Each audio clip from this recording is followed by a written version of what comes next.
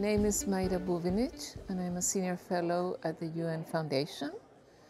And I'm here because we did a very similar project, much smaller than the GrOW effort, but it was also on finding out through research collaboration on what works to empower women economically. So I came to share the lessons learned and to belong to this community of researchers in this area. I would like to give you some of the lessons that we learned from the research enterprise that we had, particularly in terms of some of the things that researchers in the GrOW program should be aware and may be valuable to replicate or look into. The first is that researchers need to pay attention to heterogeneity of women. Not all women are the same, and interventions work very differently for different women, particularly for the very poor women. One thing on its own, one intervention on its own will not work. You will have to bundle interventions, so the very poor need more. The non-poor women, for the non-poor women, that's different. So it's very important to try to identify quite carefully what is your client population, or who are the women that you are measuring the results of interventions. The second lesson is one, most of the work, the rigorous work that is being done on measuring the impact of interventions are randomized controlled trials. And they are great in terms of being able to disentangle different causes and really being able to attribute an effect to a cause. So they are very good at that, at internal validity, but what they're not very good at doing is to figuring out what are the mechanisms and the channels through which an intervention produces an effect. And it's very important to understand not only that an intervention works, but also understand why it works and what are the channels that you can then replicate. So I think in terms of the GrOW program, you have mixed methods.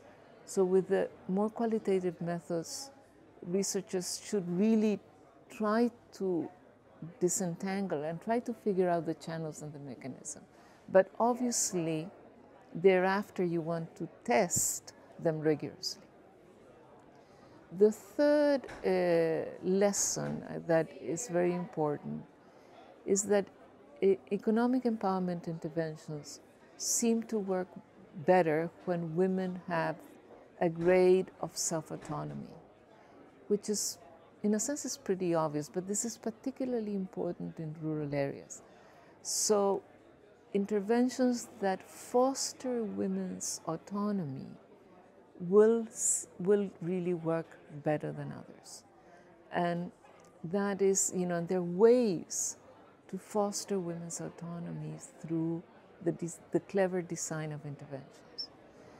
The fourth and very important lesson is that time really makes a difference, and that you should be mindful, researchers should be mindful of the timing of effects, because particularly in the case of women, it may happen that effects appear immediately, but then disappear. And they may disappear just because the social restrictions are so strong that after the intervention is done, for instance, employers decide, okay, that they're not going to continue hiring the women. So that you really have to make sure that the intervention had an effect by ideally having some repeated measurements, sort of measuring immediately after the project ends, but then measuring 1 year or 2 years down the line.